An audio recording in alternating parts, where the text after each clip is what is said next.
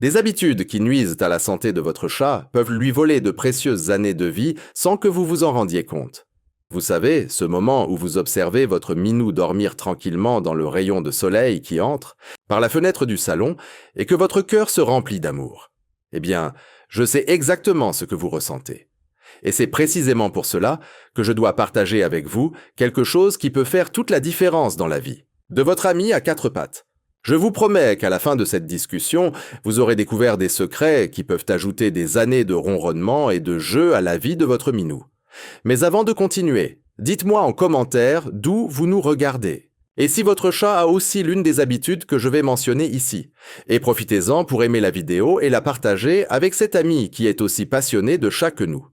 Avez-vous déjà pensé que votre chat paresseux qui passe la journée entière allongé sur le canapé pourrait développer de graves problèmes de santé? La sédentarité féline est un tueur silencieux qui se déguise en mignonnerie.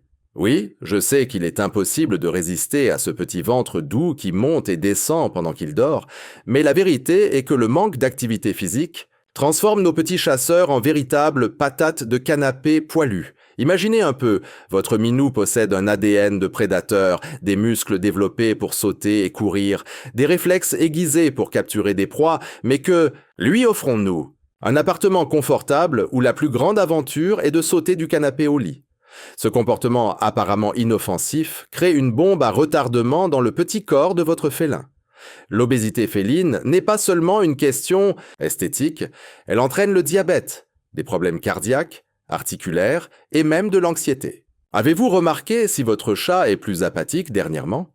S'il a perdu cette étincelle espiègle dans le regard? Ce sont des signaux d'alarme que nous ne pouvons ignorer.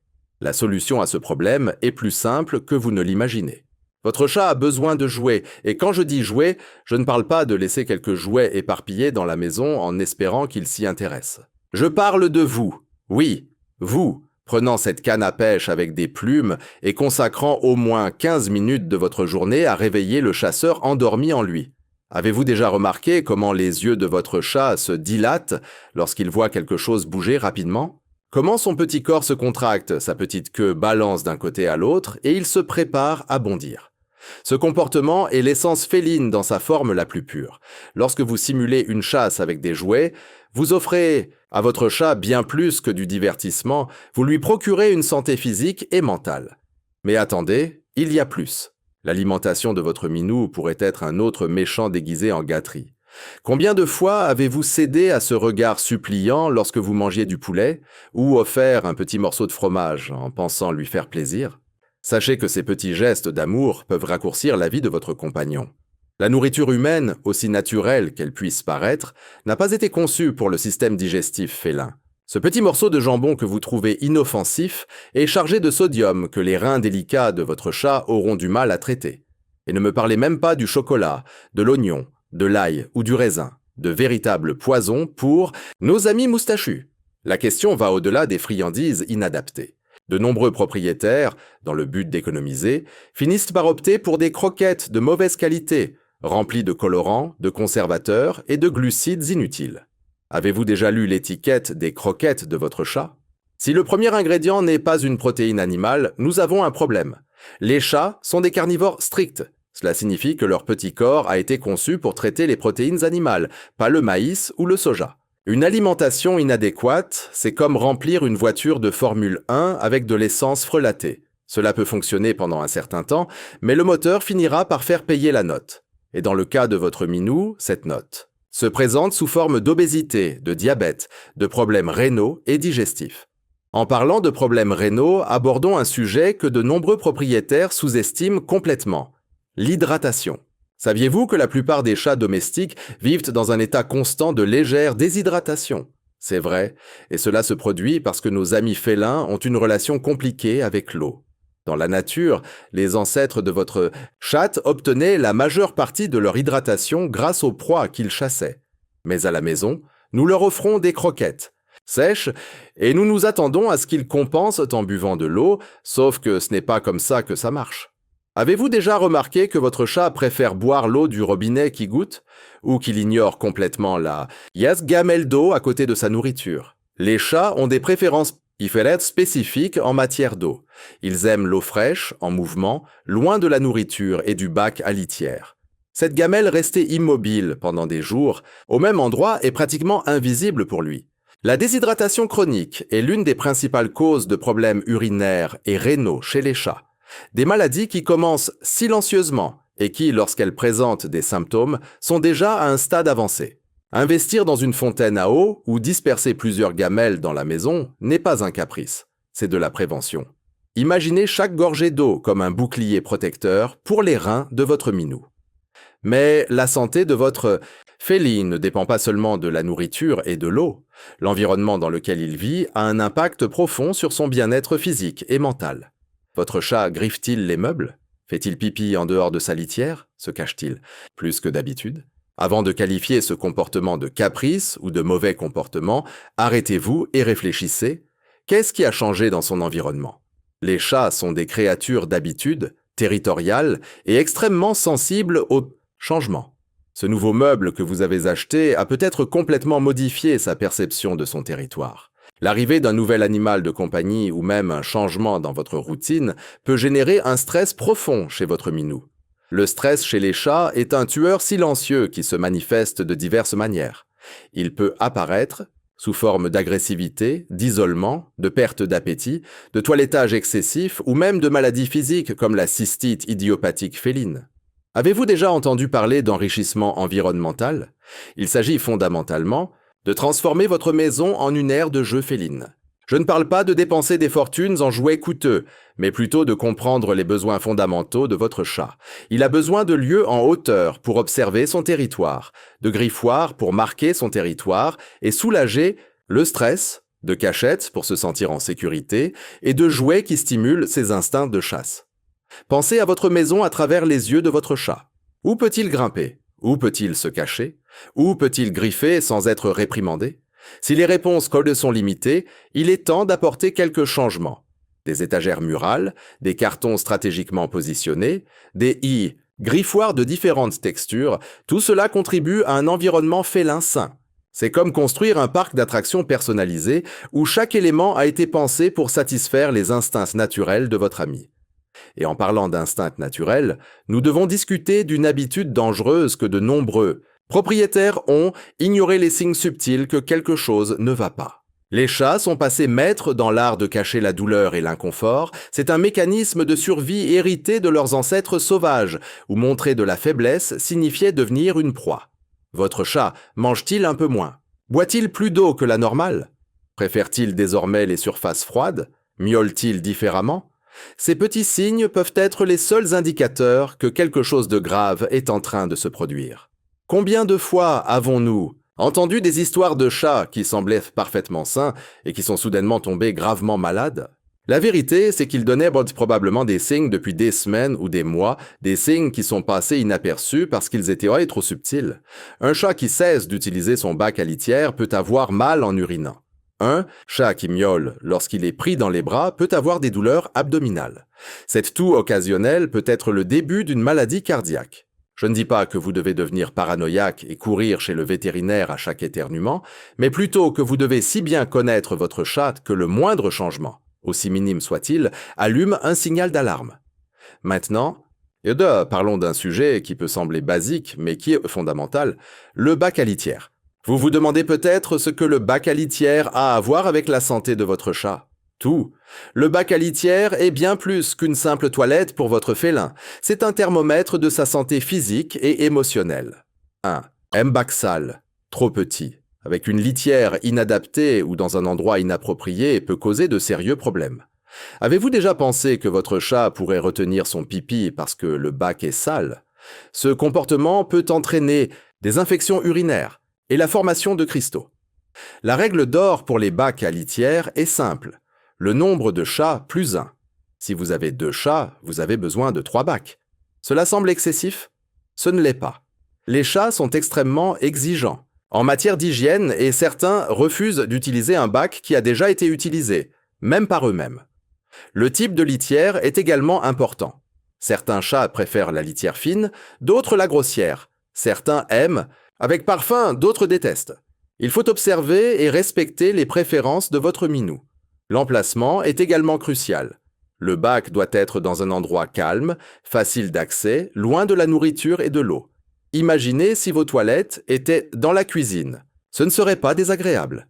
Le nettoyage quotidien est non négociable.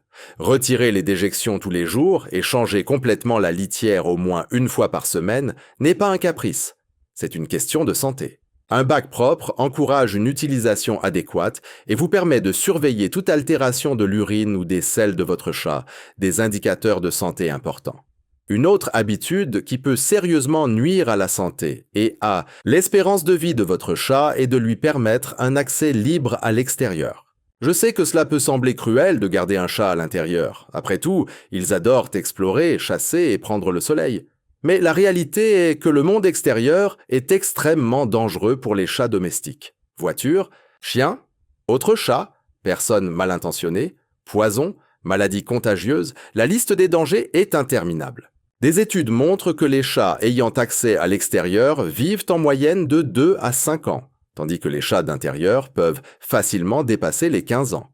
Mais cela ne signifie pas condamner votre chat à une vie d'ennui entre 4 murs. Il existe des moyens sûrs de lui offrir des stimuli extérieurs. Des filets de protection lui permettent de prendre le soleil et de sentir le vent sans risque. Les promenades en laisse et harnais, après une période d'adaptation, peuvent être une aventure incroyable pour les chats plus aventureux. Ou vous pouvez construire un catio, un enclos sécurisé, où il peut explorer sans danger. L'important est de comprendre que la sécurité de votre chat n'est pas négociable. L'hygiène et les soins physiques sont un autre aspect souvent négligé qui a un impact direct sur la santé de votre félin. Le brossage régulier ne vise pas seulement à garder un beau pelage, il s'agit de prévenir la formation de boules de poils qui peuvent provoquer une occlusion intestinale. Avez-vous déjà vu votre chat tousser en essayant d'éliminer une boule de poils ? C'est angoissant pour lui et dangereux si la boule est trop grosse. Un brossage régulier, surtout chez les chats à poils longs, est essentiel. Et il n'y a pas que le pelage qui a besoin d'attention. Les griffes doivent être coupées régulièrement pour éviter qu'elles ne poussent trop et ne se courbent, blessant les petites pattes. L'hygiène bucco-dentaire est un autre point critique complètement ignoré par la majorité des propriétaires. Saviez-vous que la maladie parodontale affecte la plupart des chats de plus de 3 ans ? Les bactéries de la bouche peuvent entrer dans la circulation sanguine et affecter des organes vitaux comme le cœur et les reins. Brosser les dents de votre chat peut sembler une mission impossible, mais avec de la patience et une technique appropriée, c'est parfaitement réalisable. Commencez doucement. Laissez-le s'habituer au goût du dentifrice spécifique pour chat, puis introduisez la brosse progressivement. Chaque séance d'hygiène peut devenir un moment de connexion et de tendresse entre vous. En parlant de connexion, abordons la question de l'éducation et de la communication. De nombreux propriétaires croient que les chats ne peuvent pas être éduqués, qu'ils sont trop indépendants pour apprendre des ordres ou modifier des comportements. C'est un mythe qui peut sérieusement nuire à la relation entre vous et votre chat. Les chats sont extrêmement intelligents et parfaitement capables d'apprendre. La différence est qu'ils répondent à des méthodes différentes de celles utilisées avec les chiens. La punition ne fonctionne jamais avec les chats. Crier, asperger, d'eau ou toute forme de punition physique ne fait que créer de la peur et du stress, aggravant tout problème comportemental. Les chats répondent au renforcement positif, à la patience et à la compréhension de leur motivation. Votre chat griffe le canapé ? Inutile de le gronder. Vous devez comprendre que griffer est un besoin physique et émotionnel pour lui. La solution est d'offrir des alternatives adéquates et de les rendre plus attrayantes que le canapé. Placez des griffoirs près des endroits qu'il aime griffer, utilisez de l'herbe à chat pour attirer son attention, récompensez-le avec des friandises lorsqu'il utilise le griffoir. L'éducation va au-delà de la correction des comportements indésirables. Apprendre des tours à votre chat est une merveilleuse façon de stimuler son esprit et de renforcer le lien entre vous. Oui, les chats peuvent apprendre à s'asseoir, à donner la patte, à rapporter des objets et même à utiliser les toilettes. Chaque séance d'entraînement est une opportunité de communication et de compréhension mutuelle. Maintenant, nous devons parler d'une erreur courante que nous commettons par excès d'amour, l'humanisation excessive de nos chats. Nous les aimons tellement que parfois nous oublions qu'ils sont des chats, pas des bébés humains poilus. Leur faire porter des vêtements inconfortables, forcer les interactions sociales, empêcher des comportements naturels comme chasser et grimper, tout cela peut générer un stress profond chez votre minou. Avez-vous déjà remarqué à quel point il devient tendu lorsque vous insistez pour le prendre dans vos bras alors qu'il ne le veut clairement pas? Ou comment il essaie désespérément d'enlever cette petite tenue mignonne que vous lui avez mise? Respectez la nature féline de votre chat est le plus grand acte d'amour que vous puissiez démontrer. Cela signifie accepter qu'il ne veuille peut-être pas de câlins tout le temps, qu'il ait besoin de moments de solitude, qu'il ait des besoins instinctifs qui doivent être satisfaits. Un chat qui peut exprimer ses comportements naturels est un chat équilibré et heureux. Cela ne signifie pas le laisser faire ce qu'il veut, mais plutôt diriger ses instincts de manière sûre et appropriée. Enfin, et ce n'est certainement pas le moins important, nous devons parler de l'importance des visites régulières chez le vétérinaire. Je sais qu'emmener le chat chez le vétérinaire peut être une expérience stressante pour toutes les personnes impliquées. Le chat miaule désespérément, vous transpirez à grosses gouttes, et à la fin, on dirait que ce fut une bataille épique. Mais ces visites régulières sont fondamentales pour détecter les problèmes avant qu'ils ne deviennent graves. De nombreuses maladies félines sont silencieuses à leurs stades initiaux. Problèmes rénaux, hyperthyroïdie, diabète, maladie. Aides cardiaques, toutes peuvent être traitées avec beaucoup plus de succès lorsqu'elles sont détectées précocement. Un bilan de santé annuel complet comprend un examen physique, des analyses de sang et d'urine, un contrôle dentaire, la mise, à jour des vaccins et le contrôle parasitaire. Pour les chats âgés, de plus de 7 ans, l'idéal est des visites semestrielles. Cela peut sembler excessif, mais pensez qu'un an dans la vie de votre chat équivaut à environ 4 années humaines. Beaucoup de choses peuvent changer pendant cette période. De plus, établir une relation de confiance avec un vétérinaire vous permet d'avoir quelqu'un à qui vous adresser en cas d'urgence ou si vous avez des doutes sur la santé de votre minou. Nous arrivons à la fin de ce voyage de découverte sur les habitudes qui peuvent nuire à la santé de votre chat. Chaque point que nous avons abordé ici représente une opportunité d'améliorer la qualité et d'augmenter l'espérance de vie de votre compagnon félin. De la lutte contre la sédentarité à l'importance des visites régulières chez le vétérinaire, chaque changement, aussi minime soit-il, est un pas vers une vie plus longue et plus saine pour votre minou.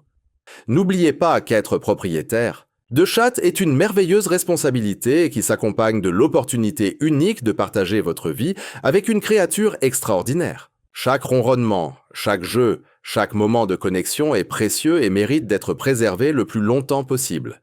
Les changements peuvent sembler difficiles au début, mais les résultats compensent chaque effort.